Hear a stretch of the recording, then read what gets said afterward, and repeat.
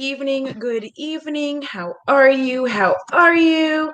I see Honey's here, Lori, Cecily, Thorn is here, Liz is here, Amber, Daisy, Stinky Eggs, Feffy, Pollyanna, the fucking fly in here. Lily, Lily. hi, how are all of y'all? Before I get started, I'm Audra. This is Emily over here. We are Oh, going to be doing a Get Ready with Me, which y'all voted, and we're going to have smoky eyes, heavy blush, and what was the other one? single eyeshadows, not palettes. Single eyeshadows. There we go, while we discuss toxic friendships. And we're going to see if I can keep these like little funny earpieces in my ears because I have the tiniest ears. Some of the products I'm going to be using will be linked in the description box below. Some of those links are affiliate links, which do give me a kickback, which I do put back into the channel. I don't think I'm going to keep these motherfuckers in my ears. And so you can shop that way if you choose, but you don't have to. There's no pressure. Also, this is a good topic. It can be a rough topic. I can't do it. I can't do it. My ears are too small. So after stream, you need to tell me what brand it is, and we'll see if they sell smaller ear pads. Because a lot of these have been Yeah. starting to sell smaller, like different size ear pads, so that you can not have that issue. Yes. Bo is also having a full-on freak out in the bedroom. My base is already done. I used the Becca Skin Love Weightless Blur because I like my Becca, and also that's what I'm using this week. I am also using the Coconut Smoothie Primer from Hello Fab, and I used these two concealers. One of them is from Becca, the other one is from Hourglass. What you got on your face, Emily? So I did not do my base yet because Fallout. I did a smoky eye recently, and I did my base first, and then I had to redo my base anyway. So I just put on my VDL Lumi Layer Primer. I did a brow combo of my CoverGirl and UOMA Beauty brow gels, and currently on my lips I have a brand new to me Fenty Slip Shine in Glazed. I picked up a couple of lip products from their friends and family Ooh. sale. And as somebody Ooh. who really likes the balmy, glossy, lipsticky things, I literally only got this yesterday. I'm loving the texture, and I actually picked up 2 of their Mademoiselles, and these are my first ever Mademoiselles. So I might hope you might like that. play with one of these. I tried it on last night and then ate like immediately afterwards. So I was like, well, that's gone, but the colors are lovely, and I will reveal those later so y'all can pick a color Yay! for I'm me. very excited. Um, what was I gonna say? I pulled out for singles. If y'all do not know me, I adore single eyeshadows and might have a single eyeshadow problem, you could say. So Mhm. I have a lot of them. So I decided tonight that I would pull out just one of the palettes that I own. It's a giant power palette from Colored Rain that is full Rebecca Cosmetics. Rebecca. Um, that is full of all square pans. So this Oh my is God. Adept, Lethal, Menagerie, and I even have my Natasha Denona Gold palette depotted on the bottom row. Yeah, Adept, Lethal, Menagerie, yeah, and a couple of Cleona shadows. So I will be playing in this color story, but I'm happy to get the and a couple of like touch of glam square pans. So I'm happy to get any color direction from the audience. Yeah, I'm playing with my Terra Moon, Whoa. Davina, and I believe Give Me Glow is what we got going here. Yes, yes, we're gonna say that. I have also I'm so been sorry. okay. I've also been struggling with insomnia pretty badly. So if I'm just a different human being tonight or just especially loopy, you got Oh your my boy. gosh.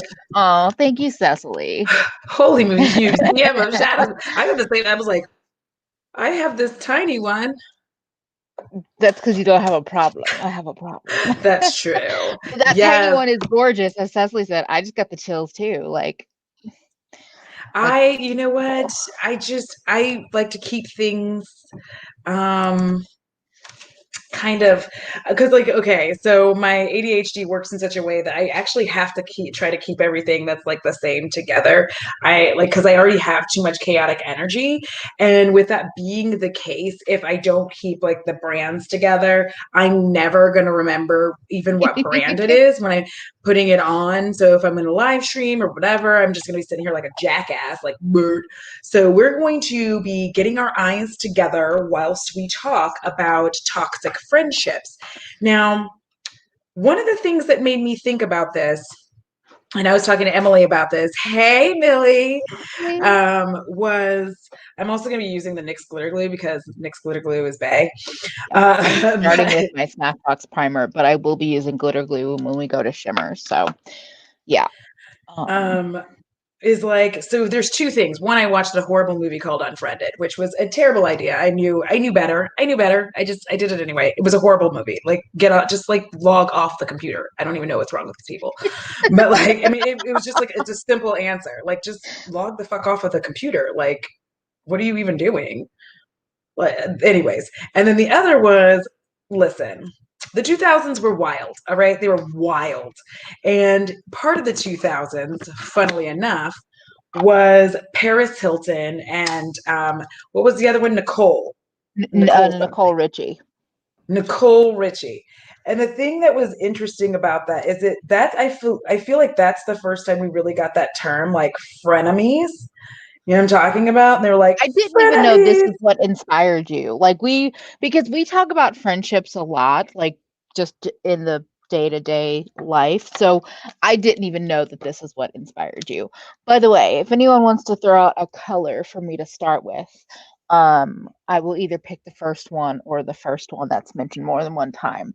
Since Audra has jumped right into makeup, I'm like, oh yeah, makeup, and do the thing. Oh yeah, sorry. Because I want to. No, Well, because I figure if I get my makeup done, then I will be able to have like a cognizant conversation. That's me. Um. So green is what they're. the first three. Okay, okay. That is so I funny. mean, Look, why am I surprised ever? I watched Yeah, a horrible movie. It's true though, and like frenemies became like a thing, right? Oh, yeah.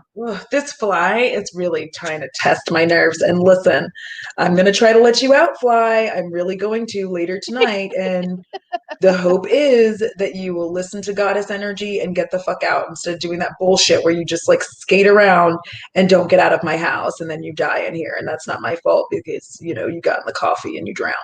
Anyway, uh, Or but you like got that on my nerves and I hit you. Okay, I'm not. right? I I'm try just really me. hard Just not me. to. Yeah. I try really hard, but then I'm like, you are in my face. Or if they're on Bo and disturbing him, like he really doesn't like that. And so I got to do what I got to do.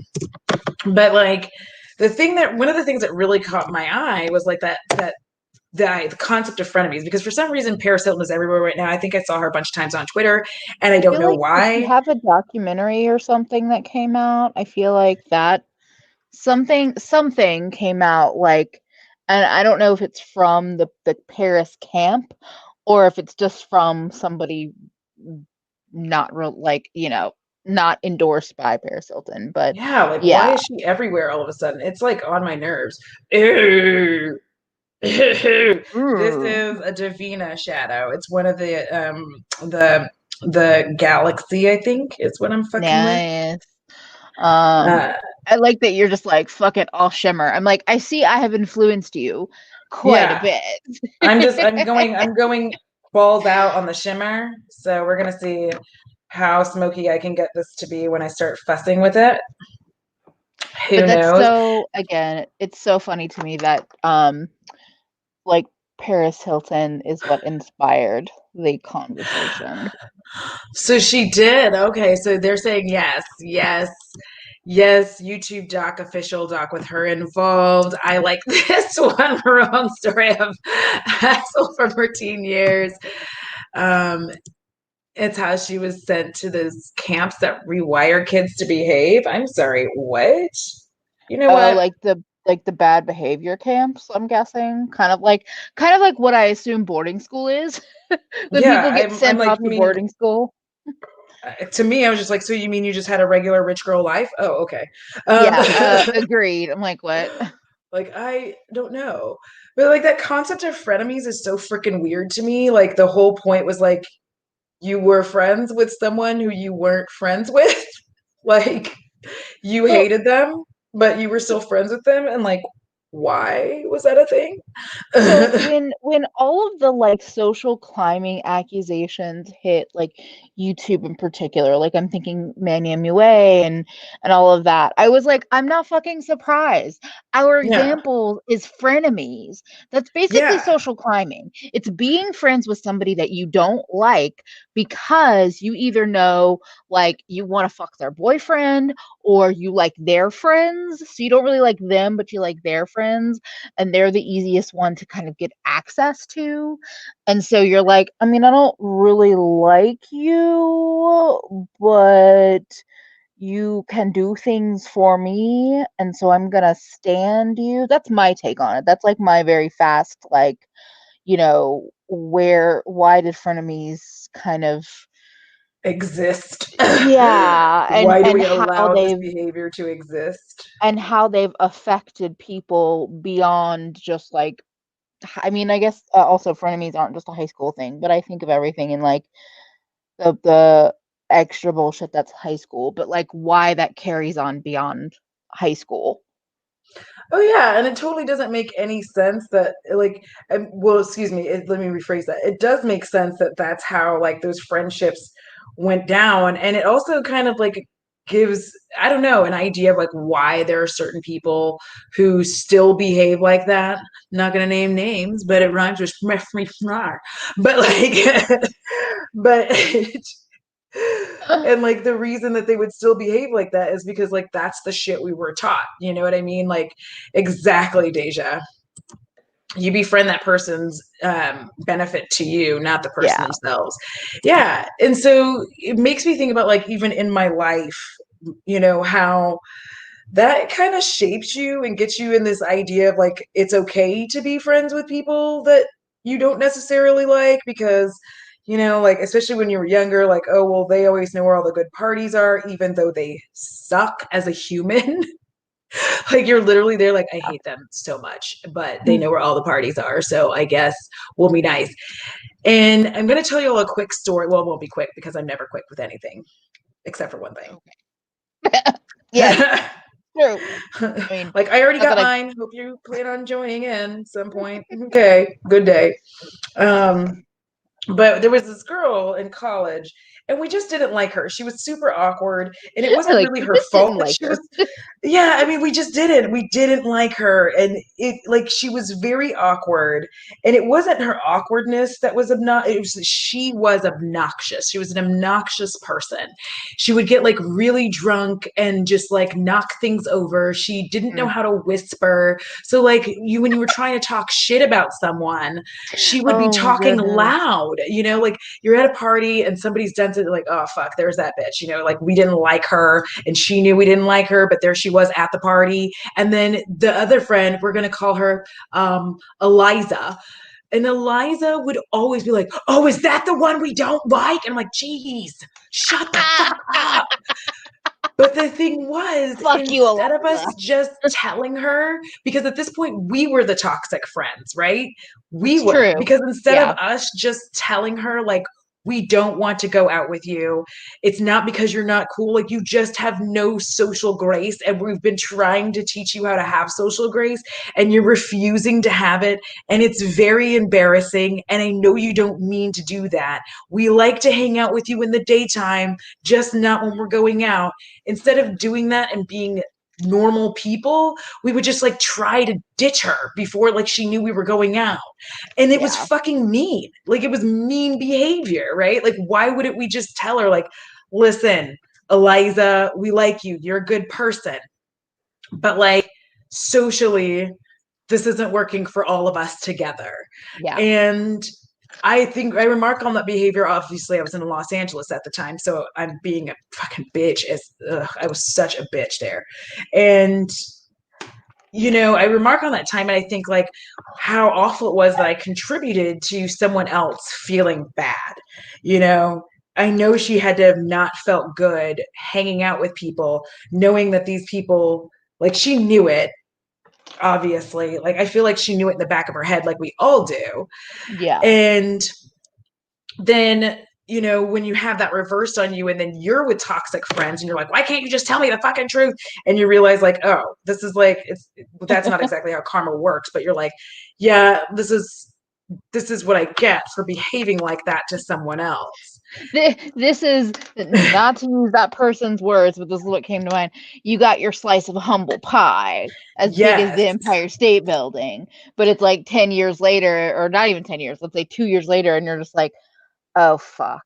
Okay. Yeah, and I think it was like part of it was that she came from like a very small Midwest town. LA was just not the town for her, and I understand that. Like, girl, yeah, you should not have been there. Not in a mean way, but like in a this is not for you. So she ended up actually leaving, and at the end of the semester and going somewhere else because she was like, yeah, this is too much. I think she went to a school that was like easier with where people were more transparent, and that made sense, like, because we weren't Yeah. all transparent, and LA was not a transparent place. It was a place where you pretended that you liked people to get things that you wanted. And but like, I remark on that and I'm just like, what a horrible person I was. And she removed herself from the toxic situation. Yeah. But like, the fact that we made it toxic for her when she hung out with us is something that will haunt me in a way where, like, I don't like that I was such a shitty person and contributed to them feeling less than. Obviously, I was like 18, 19 years old. Doesn't change the fact that I was still a fucking shit. Well, yeah, because the point of it is that, like, even when you're young and you're like, oh, and like sometimes you'll look back and be like, oh, like I've learned so much, but like you knew you were being a shithead then. Like Yep. you knew you were doing something that was like not kosher. Like that was rude, or that was like painful to another person. But also, I think the most frustrating part, and I see it now with grown ass adults, is like people are like, well, I don't want to hurt their feelings. And Mm. okay, but here's the thing. So, because this is something we were kind of talking through points earlier, is Yeah. like I think about, okay, I deal with um like anxiety, and particular social anxiety. I'm introverted, but I also just don't do good with groups and strangers, and even with my own fucking friends or people that I thought are friends, my brain will fuck with me and be like, they hate you. They don't like you. Mm-hmm. They're only spending time with you because you're a tag along with this other friend, or you knew this other friend and she comes to these events and we invited you once and now we're fucked and we have to just like keep inviting you, or like. And here's the thing, is that that's actually happened to me.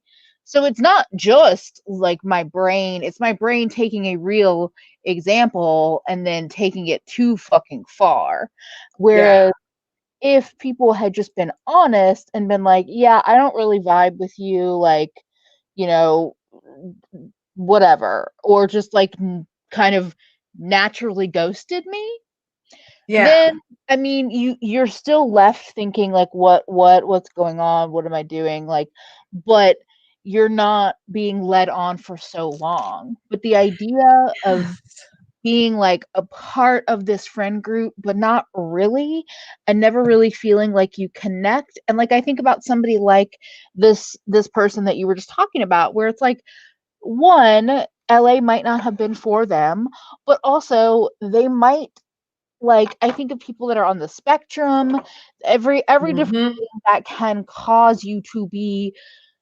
socially awkward or create these experiences where you're just like, wait, what did I say? Why did I say that out loud? I know. So Like, late, and your people are inside like, voice is outside. You're like, no, get back in there. this person is so dumb. Why did we invite them? So like I think about that because yeah, same thing. Like I've also been the bad friend or the rude person who's like, this person cannot get their shit together and just shut up and let us like be shady and they can listen. Because here's the thing too, is that I realized for me, if if I'm not the most socially awkward person in the group, particularly when I was younger, and I don't mean like teenage years, I mean like in my 20s, I would then want to glom on to the judgment of another person because it made me safe. Because Mm, if we're talking about how this other person in the friend group is so this or so that, or like, why can't they shut up? Then I'm safe, theoretically. yep. I'm not the one that's going to be outed or put out into friend zone pasture. I don't know what I'm saying, but it's just you model these behaviors because, especially if you are somebody who struggles with, or who just doesn't feel like they're a quote unquote normal person. I know that doesn't really exist, but you know what I'm saying. When you I don't do. feel like that, and you know that, and even if you're not willing to fully admit it, but you just know it, you do things to try to fit in. And a lot of that is toxic behavior. A lot of that is treating people fucking terribly. And it's just like sometimes there would be moments where I'd look back and be like, why am I not friends with a lot of these people that I was friends with back at this point in time or that point in time? And then I really start looking at it and I'm like, I wasn't even myself. Like, I wasn't the person who I am now back then. So if I was still friends with them, like, they don't even know me. And I don't know if they would like the person that I am now because I'm Yeah. not doing all those terrible things that I was doing, you know. I mean, I still struggle. There's still shit that happens, but me at 25 to 30 versus even 20 to 30 versus me now at 35. Well, yeah, and that's the thing is like when you were talking about her, like maybe LA wasn't the place for it. It's like, yeah, maybe LA wasn't the place for her, but we sure didn't help make it comfortable for her in any possible way. Like Exactly. and that's the thing is like it may not have been the place for her, but we sure didn't help make it comfortable for her. But then on the flip side, when I've had friendships or been involved in friendships that were toxic to me, I realize like when you're sitting there being like, why does this person keep being friends with us? We're so mean to them. And then I realize like I know why they keep being friends. It's because of the fear that like who's going to be my friend, like who's going to be my friend if these Yeah. people aren't my friends. So you just hang on to a toxic friendship because you're like, well, who else is going to like me? Like these people, like they're mean to me, but at least I have people to do stuff with. I'm not sad, I'm not lonely, I'm not a weirdo. Like I'm not going to spend every, especially in college, like I'm not going to spend every Friday night like home, while Friday and Saturday home while everybody else is out partying. I'm not going to look like the weirdo loser. Like I'm Yeah. going to be fine. But eventually you have to like wake up to the reality that you can't like count on that as as like why. You can't be like, yeah, this is why I'm doing this, because like this is why I let these people constantly and consistently treat me like shit, because I just don't want to stay home by myself. Well, and the other thing that at least in my experience, is that like when you are that person in that friend group, you'll be replaced because Mm-hmm. they're socially climbing. They like that's the thing is that okay, so let's say, you are part of the friend group and then somebody else who Hi, has more Kelsey. money. Hey, Kelsey. Oh, good night. I mean, and I'm sorry, like me without my glasses. I mean, if you've seen Get Ready with Us, me without my glasses, like I can't read any of the comments. So I No, that's apologize for that. okay. Um, but the thing is that they are social climbing too. So maybe what happens is that one of the dudes of the group, um, Hold on, I'm seeing if I can put oh, this in slow mode, but it's gonna be a second. in YouTube. Yeah, give me a moment. Um, but like that's the thing is that even if you try to continue to play along with that friend group because you're worried about the possibility of not having a friend group, like they will progress past you in a lot of ways. So then it's really it's fucking terrible because then once you start to realize that, oh, they've moved on Hmm. and like they're not interacting with you, you're not getting invites like you thought you were. Um, Now all of a sudden you start realizing, I think particularly for me as I've gotten older, I start realizing like, oh, I wasted all that time thinking that I could build this social capital and like get to a place where they actually like hanging out with me and I'm actually invited because they like want to invite me and not because of some weird social whatever. And then you realize like, oh no, that's not happening. Like that's actually not going to happen because they found somebody else that is the awkward person in the friend group, and Hmm. they don't need me anymore because maybe it's one of the girl's boyfriends or someone's girlfriend who is awkward but they have a little bit more money, or they have connections to this or to that or the other, or it's just something else where they can just move on past you. And then you feel like a fucking fool because I feel like a fool because I wasted, anywhere from months to years trying to get in the cool kids club, realizing that they never had any fucking intention of bringing me in. Thank you. So yeah, so there's that whole kind of social dynamic where when you are the person who is not beloved in the friend group, when you are the weird one.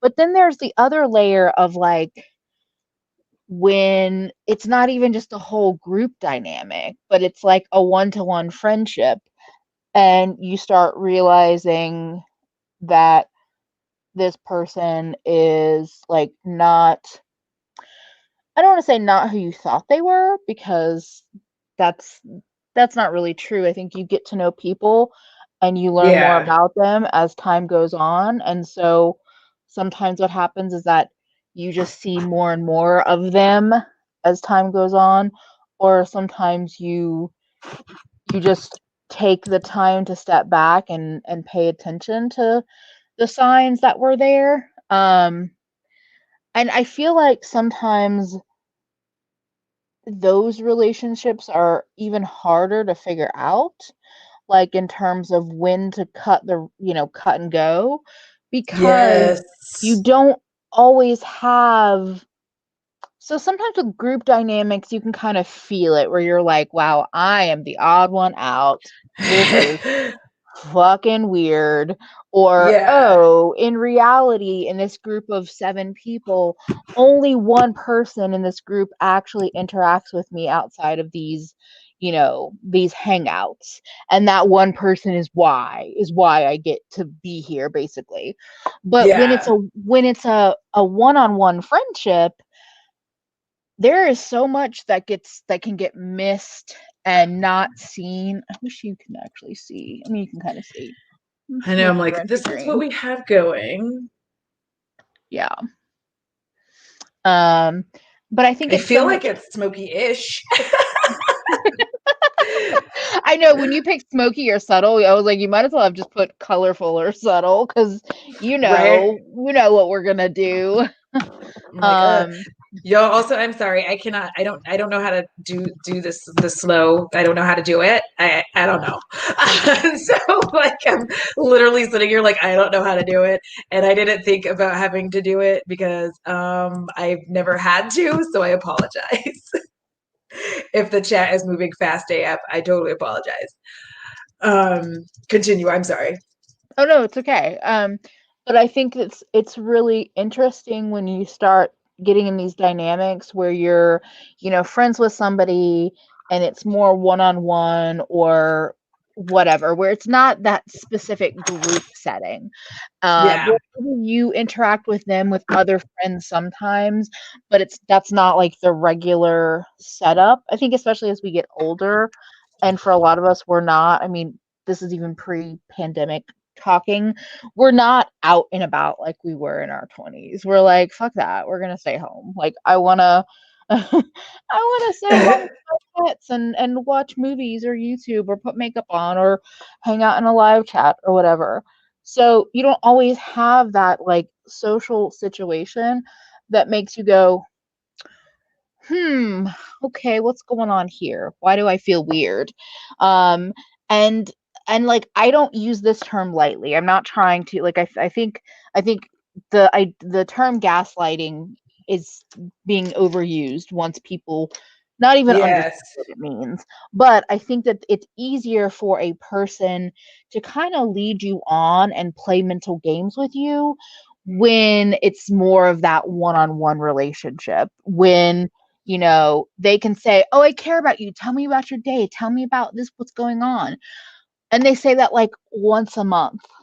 And Yeah. then the rest of the time, let's say the conversation is more focused on them or more focused on what they're going through. And they're not actually asking you, like, "Hey, how are you doing? What's going on? Like, how do you feel?" And there have been more than one friendship where, like, at the end of it, I look back and I'm just like, huh, What the fuck? I had no Yeah, because idea I was doing all that work. Oh, remember okay. I told you the story of college. So I'm in college. When I was in college, I used to rave. For those of you who haven't seen those videos, but I used to rave. I used to go to a lot of raves. And if you don't know this, raves are fucking expensive. Like getting tickets for a rave or fair, it wasn't super expensive, but for a broke ass college student, yeah, they were expensive. So the thing was, we were all going to be roommates sophomore year. Hold on. Okay, so we were all going to be roommates sophomore year, and um, we were going to do this like welcome back rave. Well, I didn't have the money to go. And I was like, it's cool. Like, y'all go. I'll go to the next rave. It'll be fine. No big deal. And they were like, no, you have to go. And I was like, no, I really can't. Like, I don't have the money. Like, I'm broke. It's fine. So I get back and end up finding out like we all get back to California and we're all like, oh my God, yay. And one of them bought me a ticket to the rave, and I was really excited at first. She was like, "Oh, we couldn't go without you," like da da da da da. And I was like, "Oh, cool." And then she was like, "You can pay me back later when you have the money." Now, imagine my shock and surprise because I was like, "This isn't a present. This is a bill." Like that's why I said I didn't want to go because I didn't have the money to go. Yeah. Now you've bought this ticket and added to my financial stress. And so I'm like, okay, well, also around the same time, I've moved in with everybody. And for those of you that don't know, USC had, and I don't know if they still do, but they had a policy where they guaranteed freshman housing, but your sophomore years and beyond, there was no guarantee that you would have a place to live. So, if you were smart, you went ahead and secured a place beforehand because otherwise you could be fucked and have like nowhere to live when it was time to get back. So, you got all your roommates together, did all that shit. But that meant that I didn't have furniture because everybody else when you live on campus, they give you furniture. Yeah. So my mother discovers that I have no furniture. I don't have a bed. I don't have a dresser. Like I'm just kind of like living on my floor. And my mom is like, absolutely not. And at this time she was going, our family, we were going through some financial stress. And so she was like, here, use my American Express, get a bed and get a dresser. You're not going to be sleeping on the floor. That's ridiculous because I was going to try to like save up money and do all this thing, whatever. And so I was like, okay. So I get the furniture, I get the bed, and I get the dresser, and like this is so exciting. And the whole time, the person who bought the ticket was talking to my other roommates behind my back, and she was upset because I was getting furniture and hadn't paid her back the money. This whole time, she's talking to everybody else but me. So when I find out As some from bitches the do. other roommate who comes and says, "Hey, guess what? This is what's happening." And I was like pissed. And listen, when I get mad like that, like and here was the thing, I was Don't talk very about her. mad because I was like, you're my friend and you just wouldn't come talk to me. You've talked to everybody in this house. You've talked shit about me to everybody in this house. And I'm the only one sitting here thinking that we're friends. So I march into a room and I was like, listen, if you needed the money back so fucking bad, you should have told me because my mother bought the furniture. My mother did that for me because she didn't want her child sleeping on the floor. So Yeah. as soon as I get back that money to you, we're done. And I didn't realize until I got older, like how toxic that situation was. The first thing just being buying the tickets at all. Like as friendships, if you're gonna do that, like do that because you wanted to, not because you were like, if somebody told you, I am broke, I can't afford this thing, and then you buy it and go, you could pay me back later. Like Because and that's not here's the nice. thing, you have to do it because you wanted to and because you can afford it.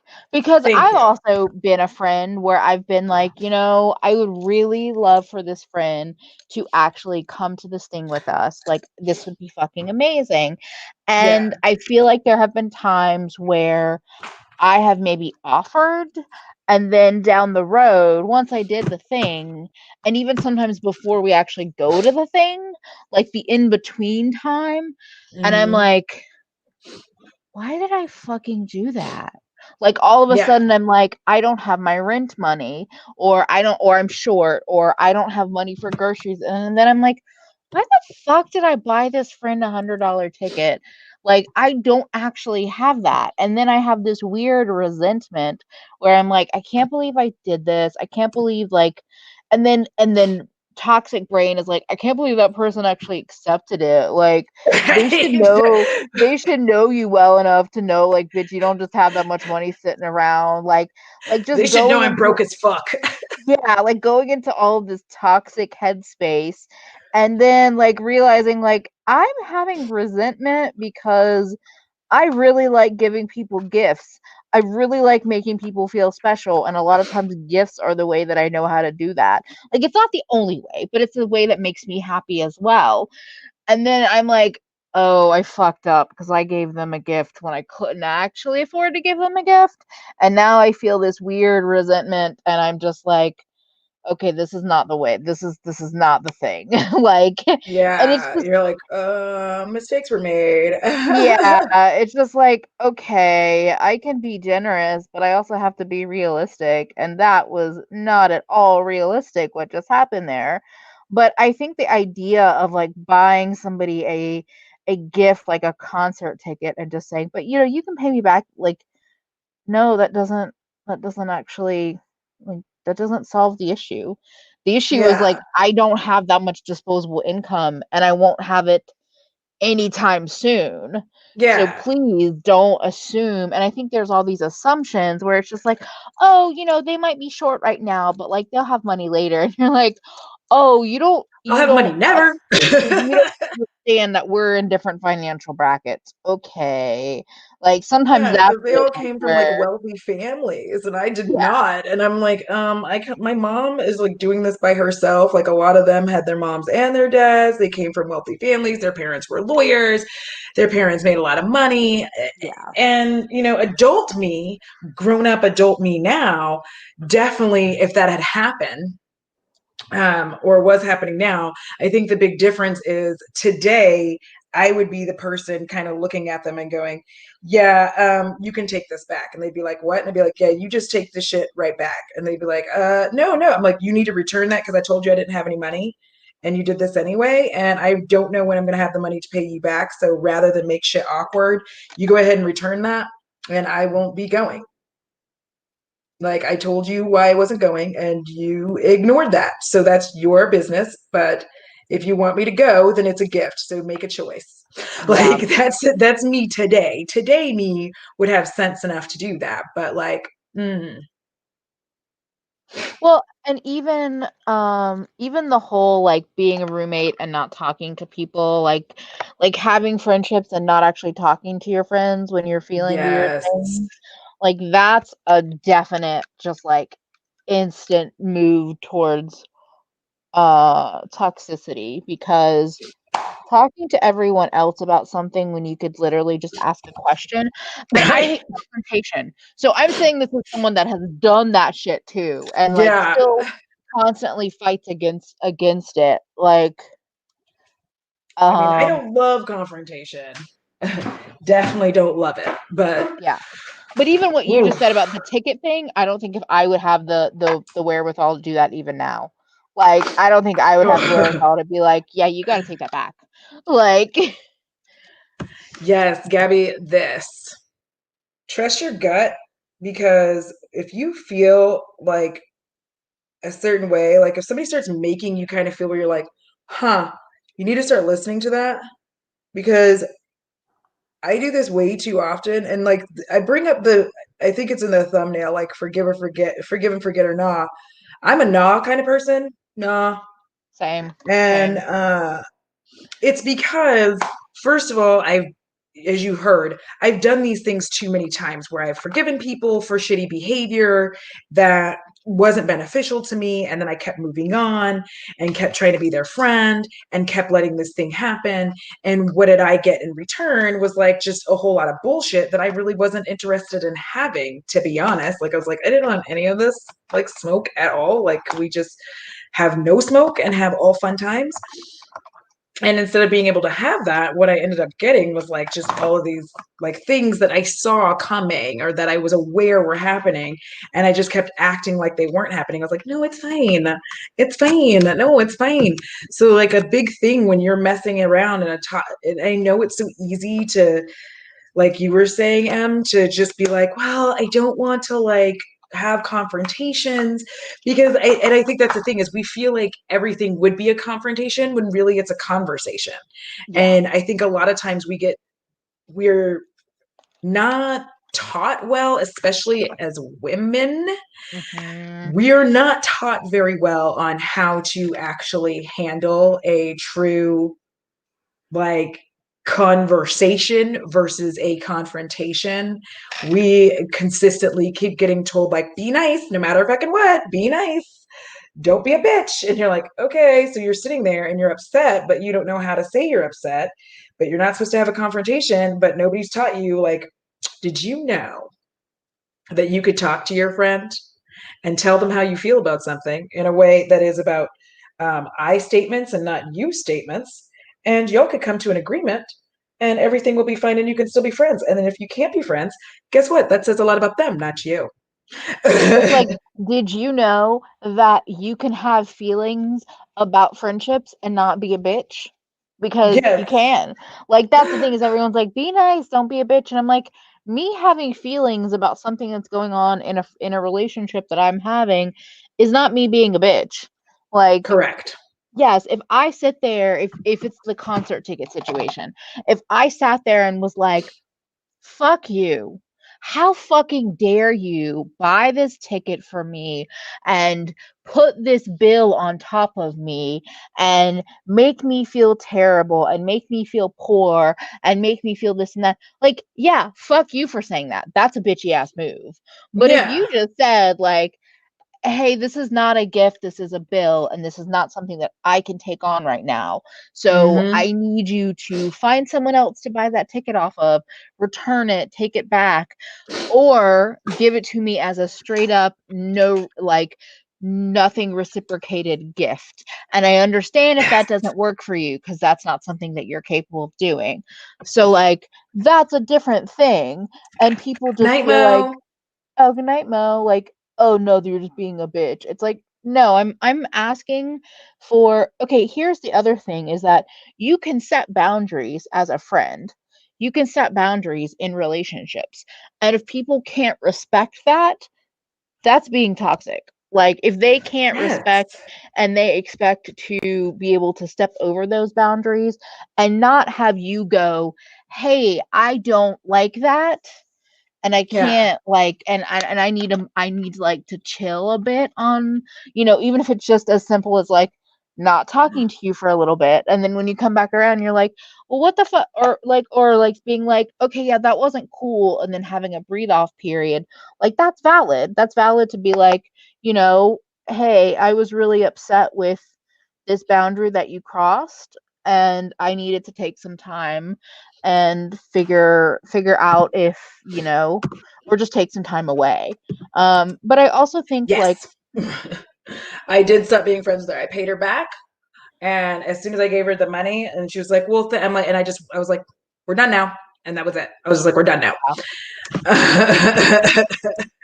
Oh, thank you. I was like, I'm doing my heavy blush, y'all. So, like, for those of you who just came Love in, it. this was voted on Instagram. So I have on a shit ton of blush. It's pretty intense, Um, and I have a blush yeah. mustache. This looks faded out, but it's I guess in the low light you can kind of see. I put on a cream blush and then I put on powder on top.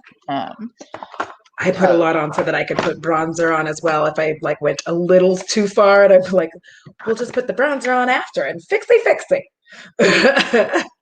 but yeah, I think like I remember I had this friend in college, and I think she might have been the first like friend I had to break up with. Like I had to actively Ooh, end the friendship.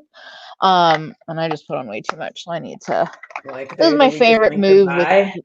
with my big rougher brush, which you don't need this brush, but it's just to go back in and like buff because I actually look like a warm honey clown. I was using Cover Girl. FX Warm Honey. Um, but yeah, I had this friend in. Okay, so here's the thing. I am a person that is pretty staunchly you can't fix somebody when it comes to romantic relationships, but I Yeah. still struggle with that with platonic friendships or relationships. Yes. Like I remember I met this person and I mean she even from the moment I met her, I could tell was going through some shit in terms of like depression and I was kind of sort of first on depression at that time and I think I had my struggles but nothing like now. Like this was me in Yeah. college. So um 15 years ago-ish. And maybe I don't know if that timing's right. But anyway, and I don't Sometimes. know. There um, was a and time where this was happening. I don't remember. Okay, well, actually, I do remember. So a lot of my college friendships, I've always been somebody who's made friends through the internet. Even on Yeah. my college campus, we had a message board. It was unofficial because it was like Reddit, 4chan, like it had some good stuff, but it also had some black holes in there. So Black hole sun. Sorry, continue. so as soon as I heard about it as a freshman, I was like, must go on and register and become active there because I was a person of the internet from a very young age. Um, and so I became friendly with a lot of people on that message board that were at my college. And then Yeah. over time, we would meet up and do it, like hang out or whatever the fuck. Or I was like one of my really good friends from oh my god. Speaking of like toxic, okay, I'm gonna get back to the other friend story, but this friend that I met my freshman year, um, she she actively had a lot of she was dealing with bipolar and I think other mental health issues I don't even aware I'm not even knowledgeable on. But I'd known of her through the internet or through the message board, and then one day I see this post, and this was probably early fall or early winter, I don't know, like November-ish, Yeah. where I don't like the cold. So if it's cold out, I'm gonna have gloves, I'm gonna have a scarf, I'm gonna have my coat. And we were in the College of Textiles, which was like a little off campus, like it was a separate campus from the main. And so I remember I had a math class and then I had to take the little shuttle bus and go to the textile campus. So anyway, I see this post on this message board that's like, "Ugh, why are people such basically she was like, why are people such wimps? This girl that was in my la class put on a coat and gloves and a scarf just to go out and wait for the shuttle bus. Like it's really not that cold outside, bitch."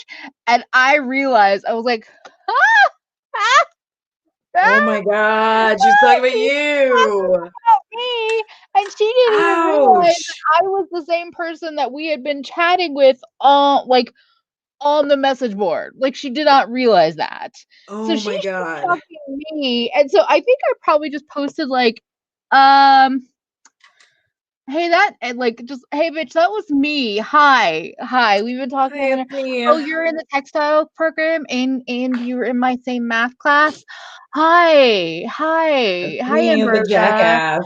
Her screen name was Ambrosia with some letters, and we ended up being really, really good friends. But like, that's the kind of people I'm attracted towards. Here you go. There's a little Yeah, sample. Um, but with her, I just kind of realized like these are certain traits of hers that I'm never going to change.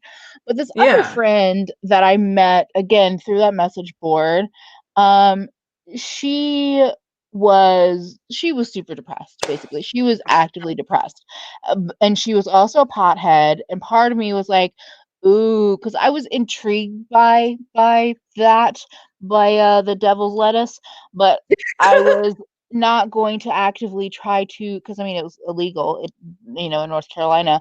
I wasn't going to actively try to buy from people, and I was also like not. I was like, I kind of want to try it, but I don't want to spend the money. And so basically, it ended up being that like a lot of our friendship was just like me kind of hanging out because I was like, oh, weed all the time, cool, I like this. But then it was also like, oh, she's like, no one likes her, and it's because she's very depressed and also kind of mean. And I was sitting there like, no, no, she's not that bad. She's not that. She's just going through shit.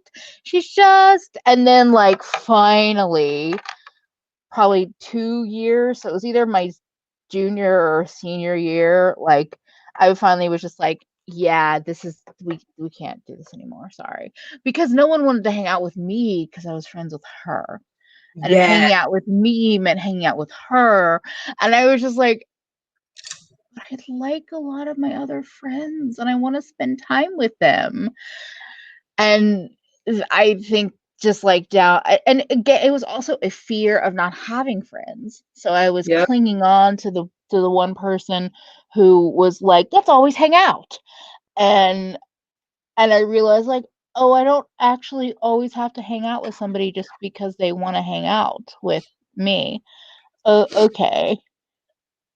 Like it was just a weird, it was there is a lot more stories for that friendship, but I don't want to spend all that time. But being the person that had to do like a friendship breakup, which I probably did through text because I think I probably wanted to do it before I came back to campus, and I was just like, let me just do this. But yeah, it's I mean, you do what you have to do to get yeah. yourself out of a bad friendship or bad relationship, but also I could have handled that differently. And I am finished. This is the finished look, y'all. So heavy blush, That is smoky gorgeous. eye, singles, and a brownie lip because my lips are brown. Yeah, I mean, so it one of the things we were definitely talking about too is like clinging to these friendships that are toxic for you, right? It's also because you know that you could lose like other friendships that you have as a result of this friendship. So, like, for instance, I've been in friendships or even just relationships in general, but I've been in friendships before where it's like you have to kind of sit there and weigh it. And you sit there kind of being like, do I let this person keep making me feel like shit? Right. And keep and then not have to and still have the other friends. I let this person make me feel like shit but still have the other friends, or do I potentially risk losing all of them by making the choice to remove this toxic person from my life? Because the thing about toxic people too and toxic friendships is sometimes they're not toxic to other people, they're just toxic to you, so they could just be toxic Yeah. to you. Everyone else sees them as fantastic and you're left sitting there being like, okay, so Because how do I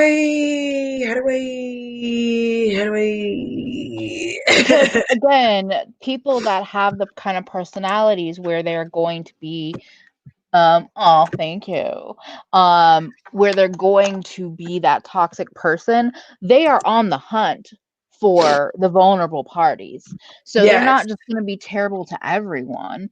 They're going to find the one person or two people or whatever to like glom onto.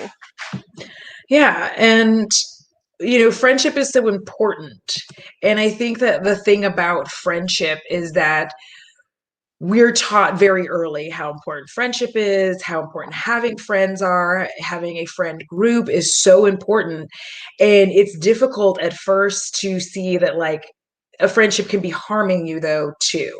Like you can sit there all day and be like, no, it's like it's fine, it's fine. It's like, oh, it's good. But at the end of the day, you're still getting hurt by this person. Like they are, or people, you are still being treated in such a way that it makes you feel bad. And like you were talking about gaslighting and how people definitely overuse the word now, that it's just like everything, like they're gaslighting, and you're like, or they're just being a shit. It's different. But Also, do I go green or teal? These are the two Fenty colors I have. It's Midnight Wasabi and Turks and Caicos. I'm going with teal, but y'all vote. Uh, I could put my glasses on now. yes, it's like Yeah. these people do search out having a vulnerable friend. And that's why, that's why I always say there are going to be people that aren't going to be toxic to you, but they will be toxic to other people, or they're toxic to you, but they're not toxic to them. And so it looks like teal is the winner. Yes, Uh, I see that. And I think that's when it's so important to be a friend that looks out for other friends. yes. Like, because if you, like, sometimes you don't see that other person's toxic behavior, but sometimes you do. And you Mm-hmm. might sit there and question and be like, wait, did they say that to that person? Or did I mishear them? Did I just come into that conversation in a weird moment? When in reality, we could take that moment to step aside and be like, hey, Audra, did that person, did she say that to you? And if you're Yeah. like, oh, yeah, she did, but blah, blah, blah, blah. And I'll be like, no, but no. Like, because when it comes to me, it's so much easier to see it in other friends. Like, to see it in people I Mm-hmm. care about, I'm like, oh, fuck that person. How fucking dare they do that to you? But when it's Yes. myself, it's like, no, it's okay. It's just, and you Yeah. need friends that are gonna be like, no. And so then it comes to, how do you identify and end it? So thing one with identifying whether or not your friendship is toxic is exactly what you were just talking about there. Are you always making excuses for how poorly that this person makes you feel? Like if you talk about this friend to someone else and someone else is like, they said that to you, and you're like, oh yeah, but like they were just joking, or like, oh, they were just kidding, or like, that's, we always play like that. But you like restart having to justify that a lot. That's thing one, and for me at least in my life, where I realize, you know what, I think I might be dealing with somebody toxic because I am making a lot of excuses for how I feel about them. I'm making excuses for how they make me feel, and I'm constantly having to justify that behavior as being okay.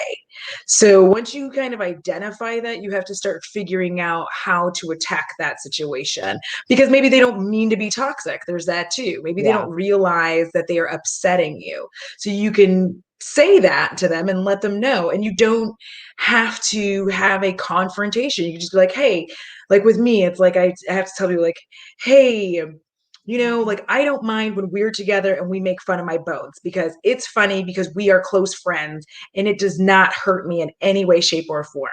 However, when we are in a group setting, I really don't like Yeah. because I don't know these people, and then they're laughing, but they're laughing at me, not with me, and it doesn't make me feel good.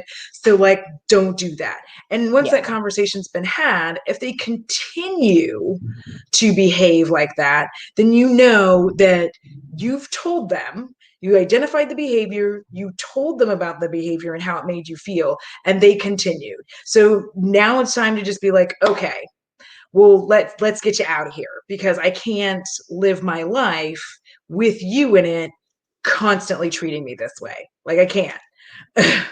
Oh, Steffi, the Ew. amount of times that Bench casually called me ugly and dumb for funsies. Y'all, how desperate was I to have a friend to hang out with such a specimen? Similar situation with the friend that I finally had to have a friend break Mm-hmm. up with. And I think the other part of it is not just like does another friend say, wait, they said that to you? But okay, so you don't always have to share everything about your friendship with another friend.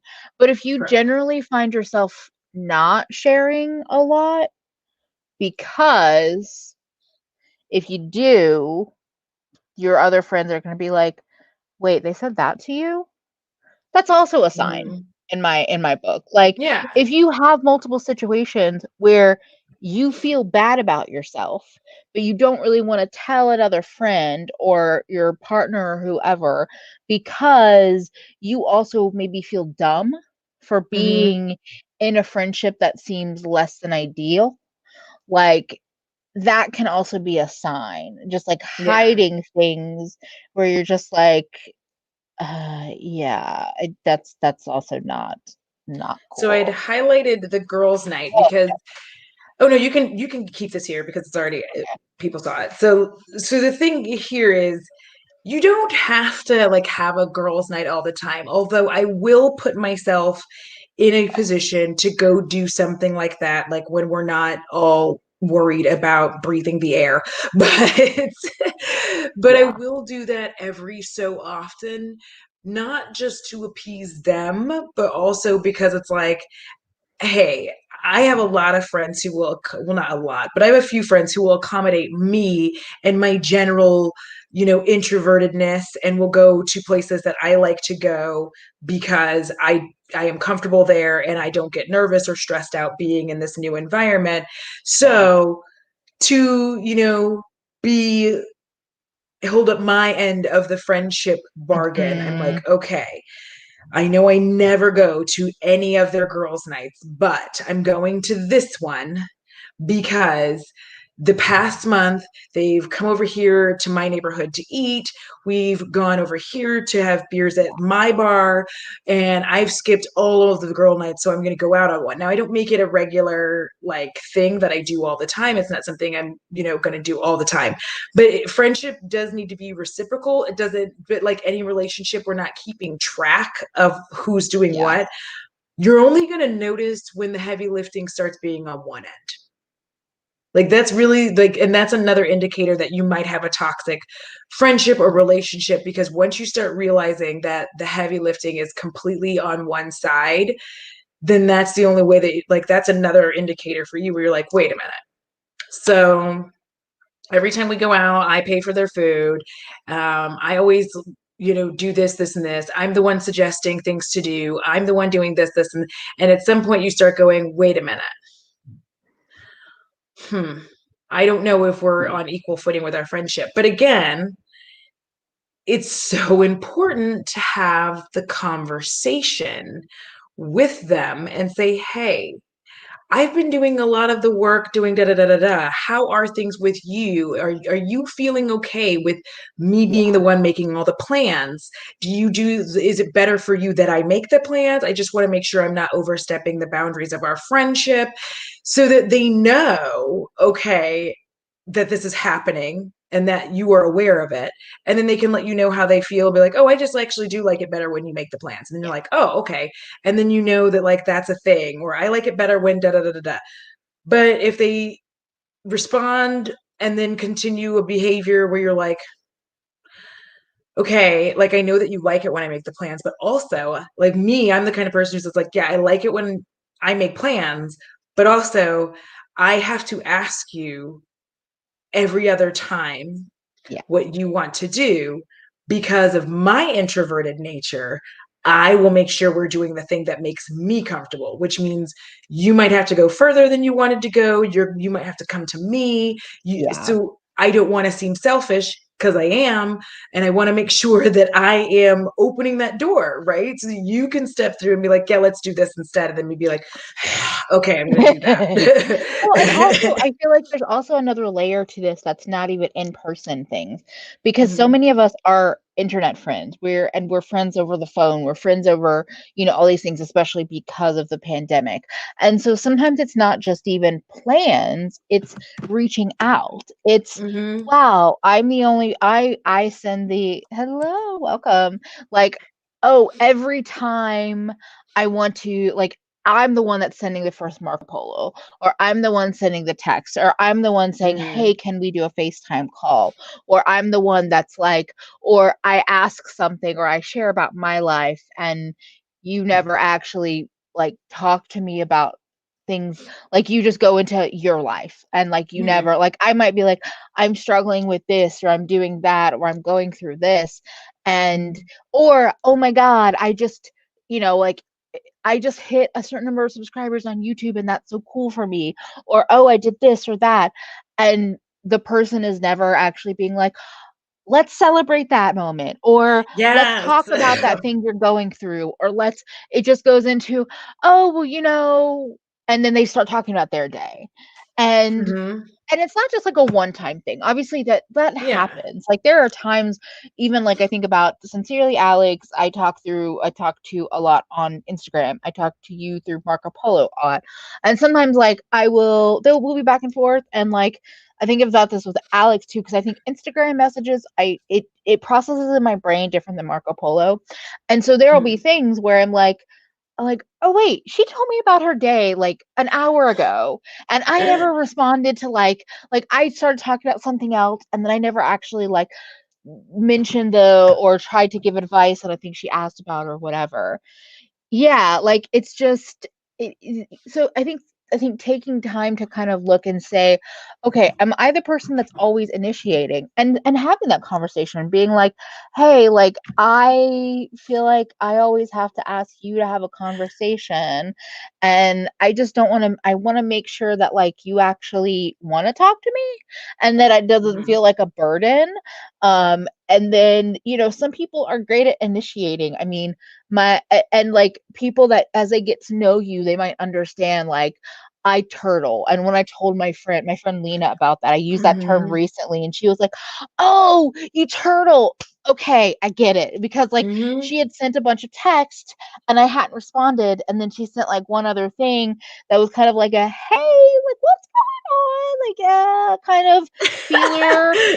And I responded then, and I was like, "Oh my god, I'm so sorry." And then we were doing like a FaceTime call, and I used that term, and she's like, "Okay, so now that I know that you turtle, like I don't feel the bad that I was feeling, because I was feeling like, am I doing something wrong here?" Like it wasn't that serious, but she understood the terminology and kind of understands me now more. Don't Um, worry about it, Maria. It's no happened to all of us. worries. Yeah. Um, and I think I agree with Meg in that not replying to read messages for hours, days, like that's pretty Mm-hmm. normal. Um, Mm-hmm. but it's just interesting how like sometimes just having these conversations and then being like, oh, okay, I understand this now more. I get who you are more. And if you were like, hey, like with your friends when you're making plans, if you're like, hey, I've made the plans like 3 months in a row now, and I feel a little like I don't really have it in me. Like, can you like throw out some ideas and then we can go back and forth? But Yeah. sometimes people don't even want to do that, and they're just like, it's just like pulling teeth. Yeah. And like while we were getting ready, I saw a lot of you talking about the pain of, ending a friendship. I went through that this year and it's not awesome. It is very terrible. There is a lot of hurt, a lot of frustration, a lot of like, especially hindsight being 2020, you can see where, oh, I can't believe I didn't see that the person was pulling away. I can't believe I kept excusing this behavior. And the Yes. thing is, it's not always about age. Sometimes it's just we do see little indicators, but I think a lot of us still will try to go, they're going through this thing, because when you throw mental health into the mix, you'll go, well, they're going through this thing, and so like Yeah. let me not be like stressing them out right now.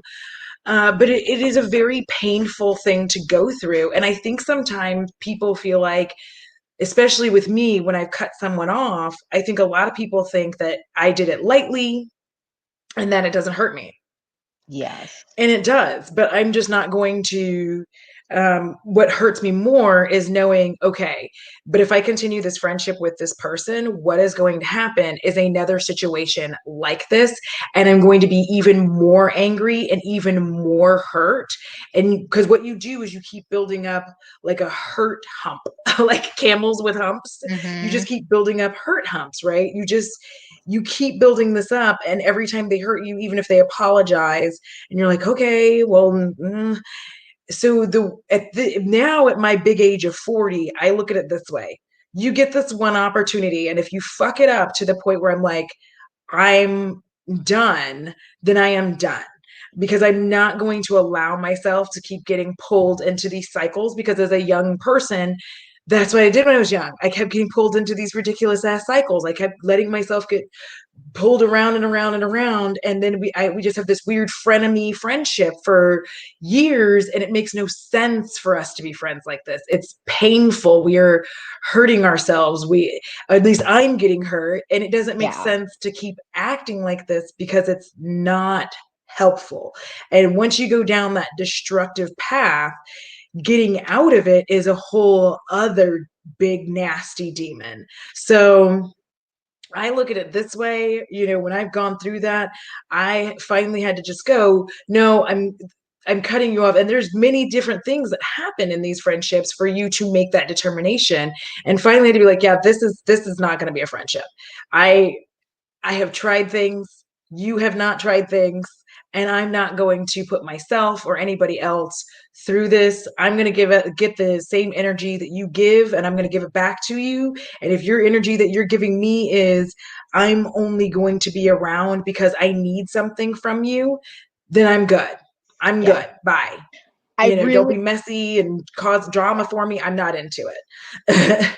I really am frustrated at Mhm. the perspective of like, oh, you can't just cut people out of your life, because Yes. I'm with you in that it's not something I lightly choose. It's not just like, oh, well, they fucked up one time. I don't have the patience for that. Bye. Like, no, Mhm. here's the thing is that don't have I truly don't have a lot of close friends. This year has changed Mhm. a little bit in terms of internet friends, but I mean, for this, like, what do you think? Lori said, "I'm a giver, people pleaser, to empath." It's a lot. Like I feel a Sorry. lot of that as well. Um, and so when I'm friends with you, I feel like I'm giving a lot because I care about you and I want to know about Mhm. you. And if you want advice or want to talk things out, I want to be there as much as I can be with everything that I deal with myself. But when I'm finally at that point where I feel like I'm getting more harm than I am good, I have to make that decision because otherwise I'm poisoning my own well. I am Yes. I am hurting myself. I am letting my boundaries down. I am letting the hard work that I put into to understand my own value, understand my worth, understand what I bring to relationships, what I bring to friendships, what I bring to spaces. Like have spent 30 years building myself up to this point. And Yes. so if I stay in a friendship or a relationship where that is not being valued and that is not being respected, it will help me slip backwards. It will put me back into a place that I used to be at. It will, and it's not that I'm actively even feeling it happening. It's just Yeah. all of a sudden I'm like questioning things, like, you know, having conversations post a friend breakup and realizing like, oh, that person didn't do this or they were doing Mhm. that, or the hindsight of it all. Even if somebody isn't friends with the friend that you broke up with, talking it out and and other people being like, oh yeah, no, that's not like, and that's not how a friend treats you, like, and realizing like I didn't see all of that in the moment because I let that toxicity kind of bring me down and bring me Yeah. back into this like place where I don't want to be. And it's really hard because you don't want to be like, well, I'm just, even, okay, Marlena just said I was deemed toxic and abandonment worthy because of diagnosis related depression. That still hurts. Like, that can hurt too when somebody else kind of deems you as toxic and like wants to, and like ends the relationship, because a lot of times you don't see that. But Yeah. I also have to realize, like, for me, where I'm at is that if I can sit here and say, look, sometimes I have to end relationships because it's pulling me to a place that I don't feel comfortable being, because I've worked really hard to get out of that. If something that I'm doing is bringing that out in somebody else, and thus they feel like they need to end a friendship because I'm toxic, I might not agree with it, but in some ways I can be sympathetic to the Hmm. decision. I might really fucking disagree with it, or I might think it's disrespectful or rude, or that you don't even understand me. But Yeah. I also can't change your mental health. I can't change where you are at. So if you see me as toxic because I am so depressed and that brings you down, like, that feels shitty. And I disagree with it, but I also kind of have to, I don't even know if it's respected. It has validity, I guess, as to what. Yeah, it does because I mean, if like a lot of people are struggling with varying forms of mental health, right? So if you've gotten yourself to a state where you're mostly in a good mood, your medications have stabilized you in a certain way, it can be damaging for you to be with somebody who's still trying to get everything together. And you may sometimes be like, listen, I love you very much. You are my, like, I love hanging out with you. I love all this stuff. But here's what's going to happen. We're going to need to take a break until you get everything stabilized for you. Because I feel like I don't want to contribute to making your depression worse. That is how I would put it to somebody. I would be like, I don't want to contribute to making your depression worse because I'm having a great time and I know what it feels like when I'm depressed and when I'm going through my anxiety ball and feeling terrible.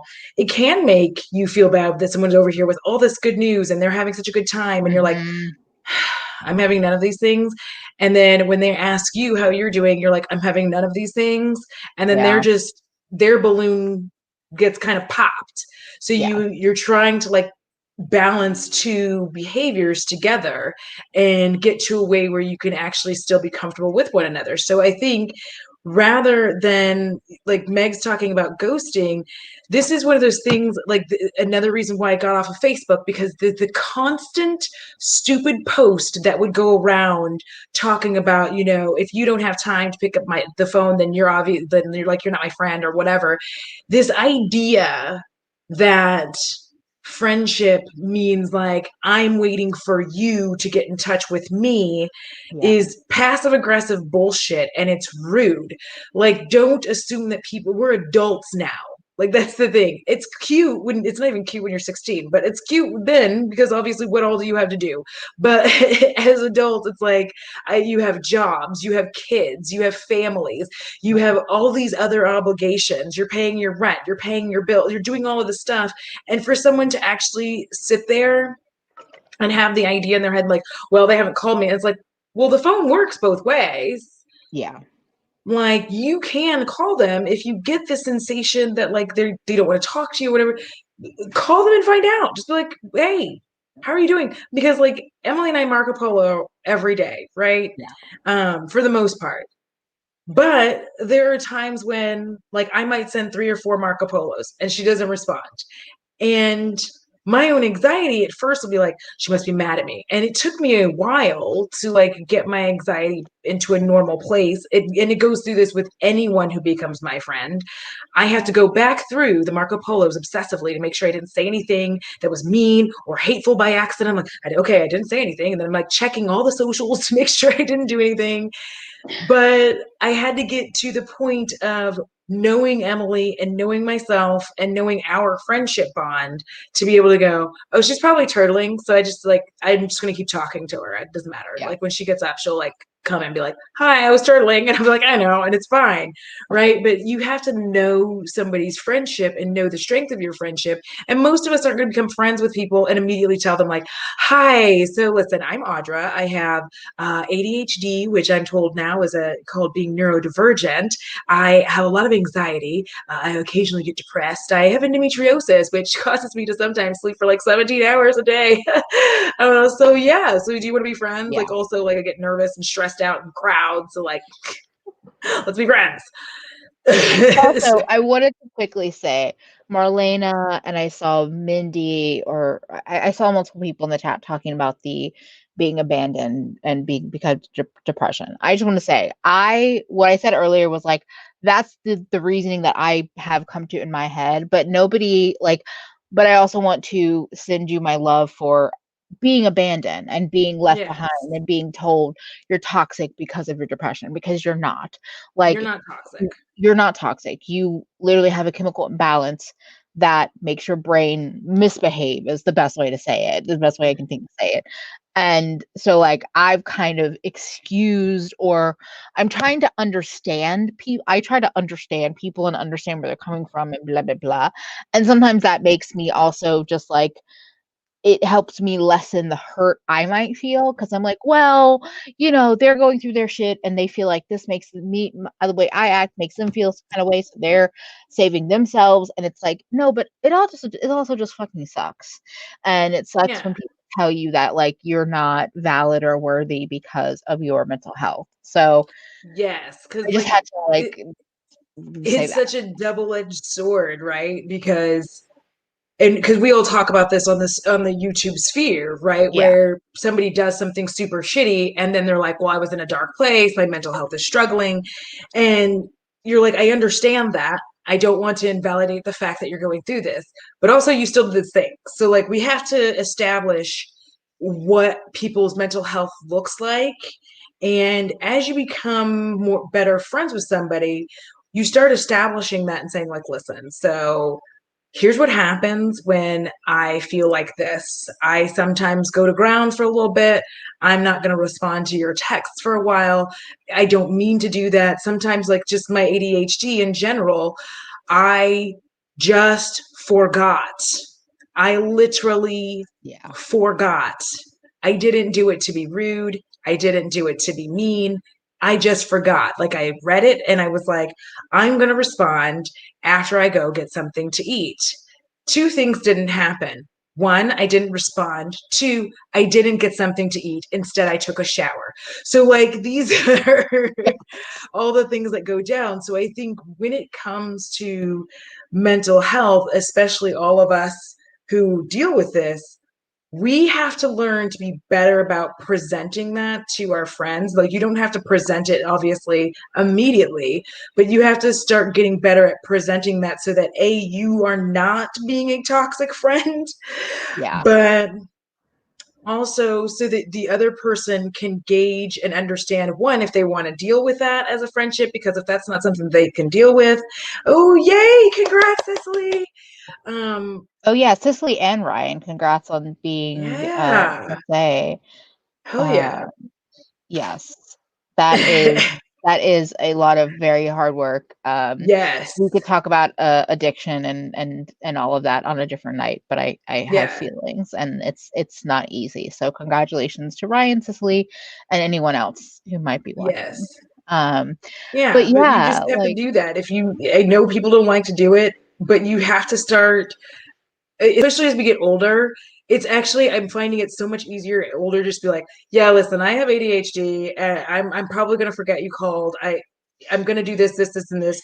I'm not telling you this so that you can excuse my behavior. I'm telling you this so that you know that like this has happened. And I like the people who know me very well and are my very close friends give me prompts. Like they'll yeah. prompt me and be like, hey, so like you sent three other polos and you said you were going to show me the shadow.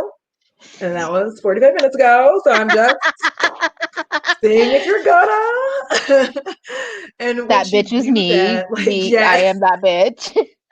But it's just like letting people know because then one, you can you know what the expectations are and you understand someone else's behavior, right? So friendship 101 is understanding your behavior, and understanding someone else's behavior helps you all to be able to get into a friendship that is beneficial to the both of you. Night, Amber. Night, Amber. Thank you for being here. Yes. Yes. Yeah, recognizing our own toxic traits and how we're working on it. And yeah, and respecting someone else's decision to end a relationship of any kind. Yeah. Yes, it's me, I bitches. Yeah. But yeah, and I think, yeah, like for me, okay, like I definitely have anxiety, especially social anxiety. I'm introverted. I'm not good in big groups at all, or even sometimes small groups. Um, and I have depression, and sometimes I depression sleep for 24 hours. Like that's what Mhm. happened recently, where it's just like, yeah, I'm not online for like 36 hours, probably depression sleeping.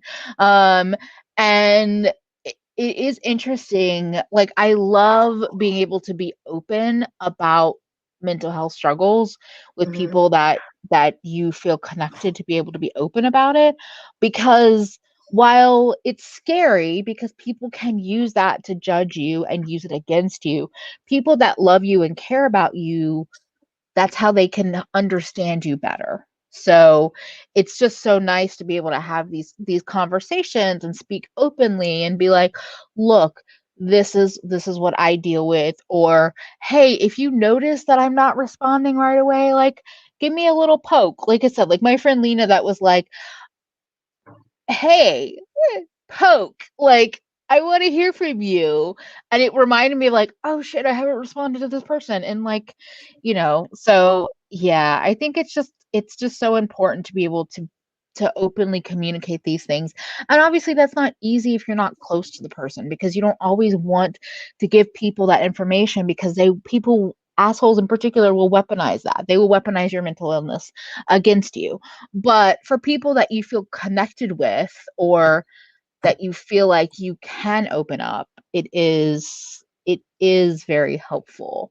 And I also Yeah. wanted to say, like, one of those toxic signs that I think is a toxic sign, because we kind of talked about this when before we were live, is the concept that you can only have one best friend. And when you Yes. have friends in your life that are like, I'm your best friend, right? And I'm just like, are we in middle school?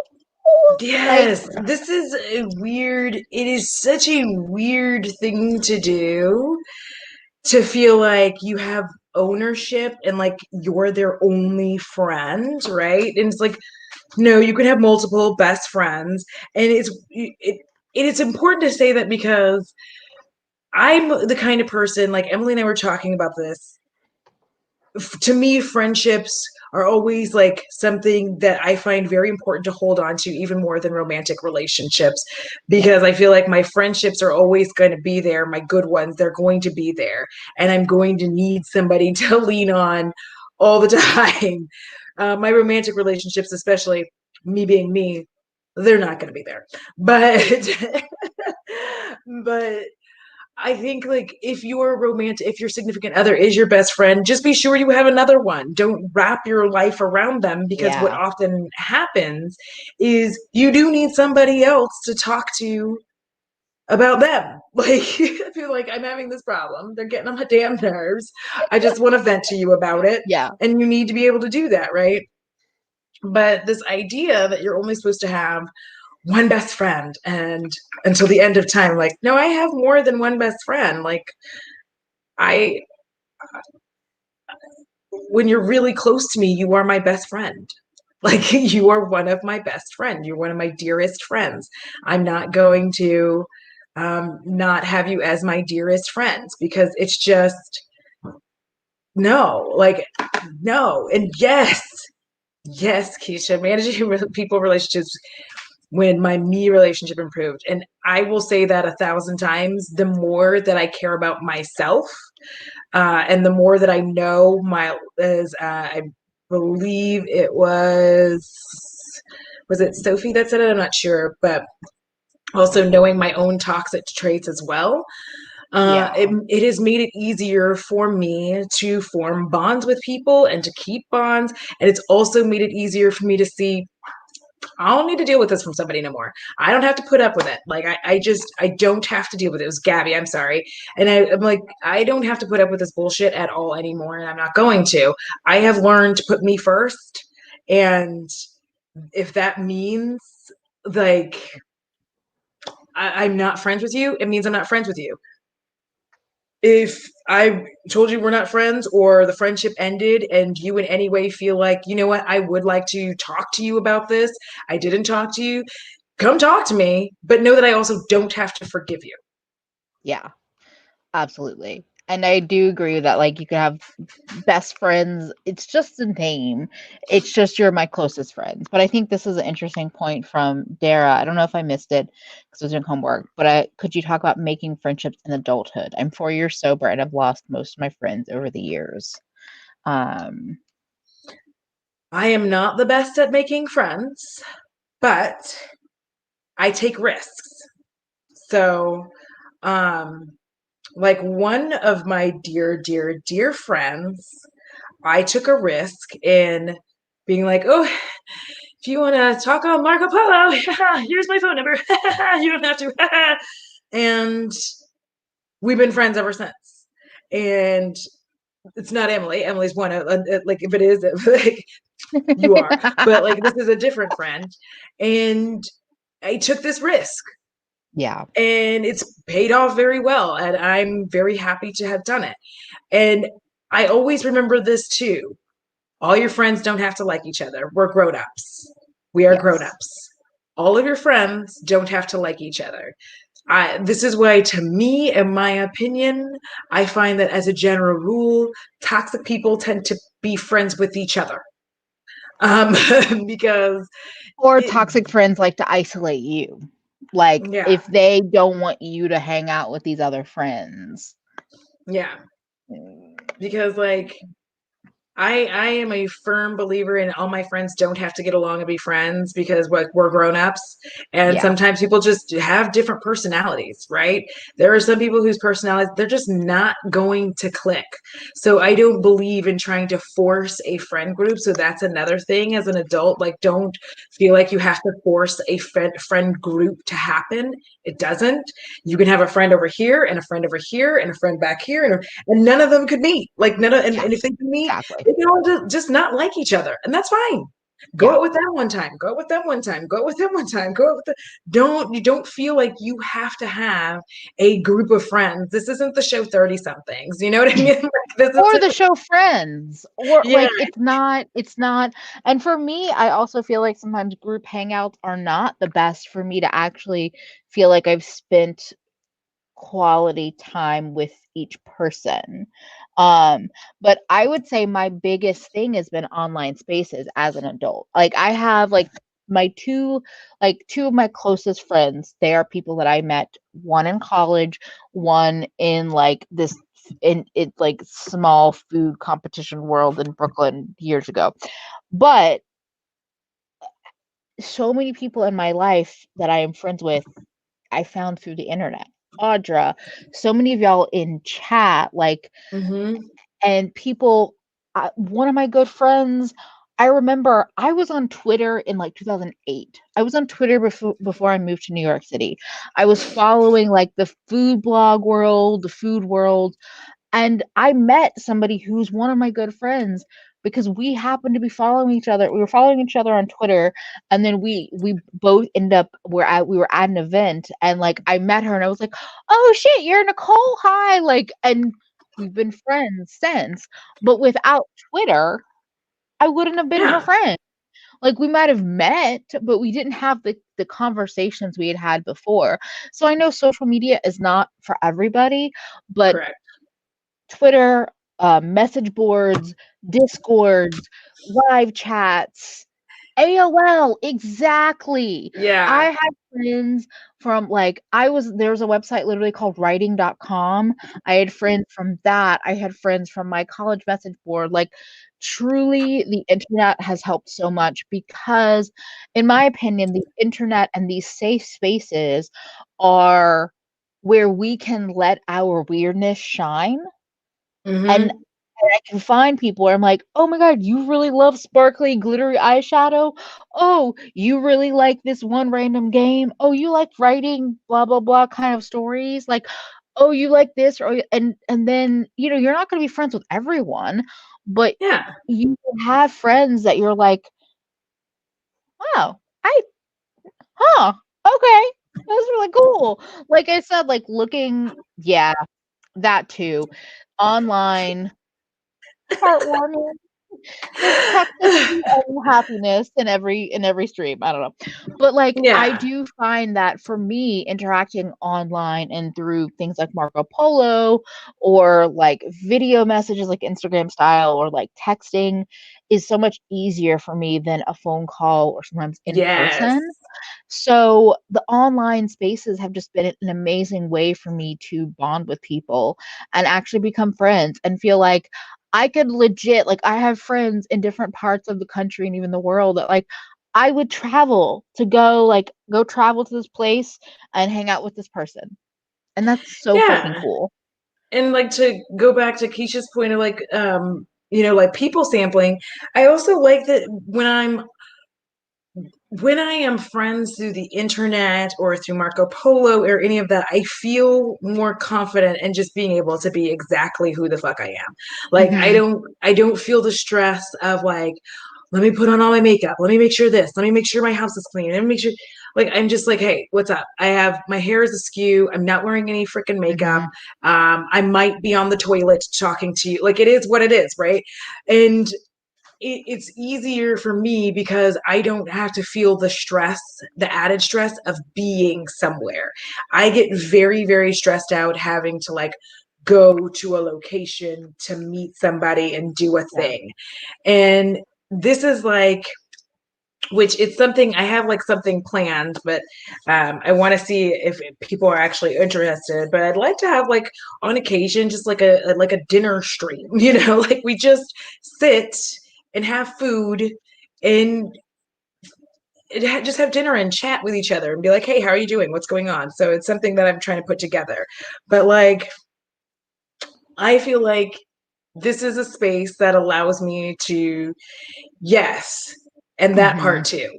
When the friendship is over, it doesn't have to be messy, like, or if it's over, it doesn't have to be a big, messy production. And I like that too, like being able Yeah. to decide when I feel like talking. I have learned, however, that like, just like in real life, the group setting thing isn't for me, baby. I can't, I get stressed out by like that many people. It starts like freaking I start getting like to where it becomes too much for me because I'm like, oh gosh. I think it's the combination because I've tried to do this on Marco Polo and have a group chat. It's the combination of things. It's everybody, like there's so many people talking and I feel like I have to respond to each person. And then I'm just like, whatever, like I don't care. Those are a lie. Those are real friends. Internet friends Yeah. are friends. Don't even just call them internet friends, just call them friends. Yeah. Also, we are so happy you're here, Deja. Deja said someone needs I- RGB. Help me get over it and just start my channel, which is amazing. And if you don't follow Deja, you should yes. subscribe, not follow. Yeah. I And the mean, internet gives you gifts. When you said I still don't know how I got here, it was a gift from the internet. yeah. Night, Becca. Hi, Becca. Also, welcome, Brown Girl Bella. And yes, I feel less pressure to be on the internet. Yeah. Like when I am talking to people, if you become my friend on freaking I'm just gonna be honest. If you become my friend on like you're my actual like friend and on Marco Polo or whatever like that, just prepare yourself for the fact that I don't have the patience to try to pretend like you know, like I'm put together. Like obviously I don't ever have the patience to try to pretend like I'm put together because I'm not. Like if you saw my last video, you can clearly see where I completely forgot what I was talking about due to the ADHD and how it behaves in my brain. And it took me like I cut that, but it took me a full, I feel like 10 to 15 minutes to gather what I was saying and like get back to it. I was like like running through it. And then I finally did. So,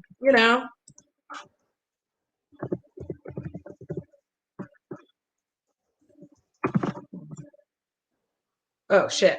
I thought I had lost sound because I didn't hear you say anything. I was like, ah.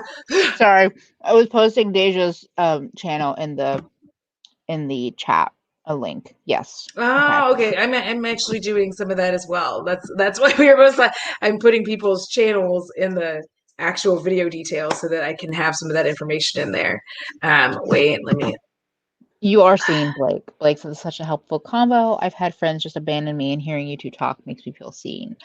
And don't forget Yeah. that sometimes the toxic person is who abandons you, and you just take it as like I know I kind of said that at the beginning of the combo, but take it as a gift. Like Mm-hmm. if you and it's not just something you're gonna feel right away. You're probably gonna be like, what the fuck? Why can't I just keep friends? But then you'll look back and be like, oh, good riddance, bitch. Yeah. Because I know that like I struggle with hanging out with people in public places, and I I know this, and so I have to tell people up front, like, listen, probably the first 10 times we hang out, it's going to have to be somewhere where I'm comfortable. I'm very sorry. My anxiety makes it this way. I have tried doing it the other way, and that results in panic attacks. I hate it. So, ugh. And yeah, every loss isn't a loss. I've had people who like jump ship, and I'm like, oh my God, I'm so glad we're not friends anymore. Like, and then there's other people where, I stop being their friend. I'm like, oh my God, I'm so glad we're not friends anymore. So, like, and then currently with the current atmosphere, there are people where I've paid attention and I'm like, all right, there's people that I looked at and I thought like, oh, I thought and then I'm like, we're not friends, we're acquaintances, and acquaintances is fine too. Yeah. Acquaintances is fine And sometimes too. I'm not even gonna call them that. But Yeah. that's me. Yeah, you don't have to be like the bestest of friends and have all the greatest things going on. Like there are people who, if I saw you in a room and we were in the same room together, I would be like, "Hi, how are you?" And I do the tight-lipped smile, where I'm like, "Oh my God, it's so good to see you." And then there's other people where I'd be like, "Nope, bye." Is there an exit? Is there an exit? Where is it? Over here? Is it over here? The exit? Okay, bye. Like, but Oh, this is shit. A friend blocked me on everything after I didn't like how she was treating another friend of mine badly, and it wasn't a loss at all. yeah, Yeah, if you are mad that I am defending a friend that you were mistreating, bye. yeah. Bye. And here's the fun fact about that is for me, I think the weirdest and most interesting, also peaceful thing about letting go of a friendship that isn't helpful for me or for them is I have to start asking myself like, do I miss them? No. Yeah. Like a large percentage of the time, once you get past the initial hurt of that friendship dissolving, when you go look at their it's like with any relationship, when you go cyber stalk them, you discover how much you don't miss them, and you start finding things where you're like, you know what, I forgot I didn't like this about them, and I forgot I didn't like this about them. It's good that we're not friends. I'm happy. Like, And I think this comes to a point where I feel like we could also kind of talk in a different live chat, but yes, because my stomach is grumbling. I'm so sorry, all.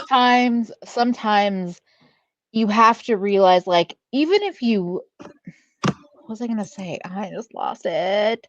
Um, you have to, I am very much a proponent of learning to be by yourself and with Mm-hmm. yourself. And I know I'm an introvert, and so it's especially important because otherwise, I mean, I do hate some of the time because depression and anxiety, yay. But if I can't be at least kind of comfortable being with myself by myself, I don't really need to be with other people then. Like, so I think the idea of you might miss them, but what you might miss is just having a distraction from yourself Mm-hmm. because you are not comfortable being by yourself. And it's the same thing with people that stay in relationships or just jump from one, significant other to another because they're not Yeah. comfortable being by themselves. And I think Yeah. sometimes realizing that you have people in your life that are mistreating you, and it's better to cut them out and perhaps feel the loneliness of being by yourself, but you're not being disrespected and mistreated for the entirety of your day. Yeah, and so like depending on how the friendship ended, depends on whether or not I generally don't forgive because a lot of my friendships, the particular way that they ended when I cut them off, no, I'm not going to forgive. I usually pretend they're dead. I know that that's not nice, Yeah. but it's easier for me because then I just don't think about them. I'm like, oh yeah, they died, and then I move on with my business. And that's been my mantra for a long time because it's just easier for me. Then I'm not holding a grudge. Then I'm not like angry all the time. I grieve the friendship because they've passed, and then I move on. Like that's really how I look at it. Like I grieve it, I move on, and then I'm like, okay. So it's not something that I'm holding on to. But yeah, if I did see them in a room, like I'm not going to be friends. It does, Courtney. It really does. Hi, April. Oh, oh, this is actually a pretty good question from Kelsey. How do you handle a situation where you've cut the person out, but all your friends are still friends with them? Sometimes I evaluate my friends. I reevaluate them as well. Um, because, like I said before, sometimes toxic hangs together, right? So sometimes I do reevaluate them and see if our friendships are all still good, each person individually. If they are, I'm going to have hangouts that don't include that friend, but don't include the entire friend group if you all hang out together. So if there's 5 of you that hang out and it's the one person you don't like, then have like 2 or 3 of y'all hang out at a time. Yes. Don't make it to wherever like nobody ever feels excluded, because if the person that you've cut out is a toxic person truly to not just you but other people, the other people in the friend group will see it because you're going to be the one saying like, oh no, I don't want to make it feel weird and like whatever, let's the 3 of us go hang out or whatever. And if the toxic person is making plans with everybody and deliberately leaving you out all the time, they will see that. And if they are your friends, they'll be like, this is kind of weird. I know y'all aren't friends or whatever, but this is just kind of getting really awkward where you're like making these plans with the whole group and she's not really making plans with the whole group. So this is making it feel very us versus them situation, and I'm Yeah. not down. Yeah. I agree that like yes, it's about saying like okay, yeah, if there's like a group of 5 friends and you were the 6th one, but there's one person in that group that like you're just not interacting with. Invite 2 people over for dinner, invite a different 2 people out for drinks, like just like kind of break it up because also I feel like that also gives people a little safety to also talk about things. So Mm-hmm. even if it's you and the other person one on one, or just like 3 of you together, like you and 2 other friends, then you might have the opportunity to kind of talk about, and then they can realize like, oh, that person that Audra's not talking to anymore is also kind of mistreating me. Mm-hmm. So it's not that you need to be there kind of like putting the poison in the well of like making sure these other friends know this person is terrible, but you're getting I also feel this, but you're giving them the space to have these conversations if they feel like having them. But that's Yeah. also a thing where like I don't, yeah, I don't have big friend groups where I would have that much of an issue with that. um Yeah, I mean, if our Online friendship it's a ended little over some different. bullshit, like, and I mean bullshit by it's nothing racist, it's nothing sexist, Yeah. it's none of the isms and things like that that would actually be enough for me to be like, okay, I can't be friends with you if you're gonna hang out with them because they are homophobic. I'm not about Yeah. that. But if it's just they're a shitty person to me, y'all can keep hanging out. I don't care. I'm not gonna make you make a choice. But if it's an actual liberty issue, no, I'm done. Like Yeah. let's not do that. But I agree with this. Quality over quantity. That's a good way to yes. end this.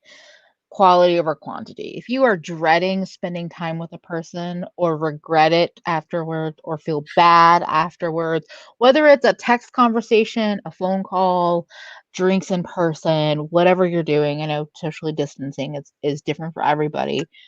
Not that I agree with that completely, but if you don't feel great before, after, in the midst, just remember that. Write it down somewhere. Keep track in that way, because sometimes our brains lie to us, and we're like, no, it's not that bad. But if you Hmm. start questioning it, actually make a little log, because sometimes that's a proof that you need, where you're like, oh no, this is not worth it. Yeah, because a lot of like having that quality over quantity, and like you said, starting to jot that stuff down, like this time, like they said this thing, and be like, I didn't like how that felt, so I want them to stop Yeah, doing that. And then you're like, I told them not to do it. You know what? They kept doing it 3 more times. I don't like that. So that you're not overreacting, but you're also not underreacting. You're giving yourself yeah, the space to think about that situation. And at the end of the day, only you can determine if your friendships are valid and worth it.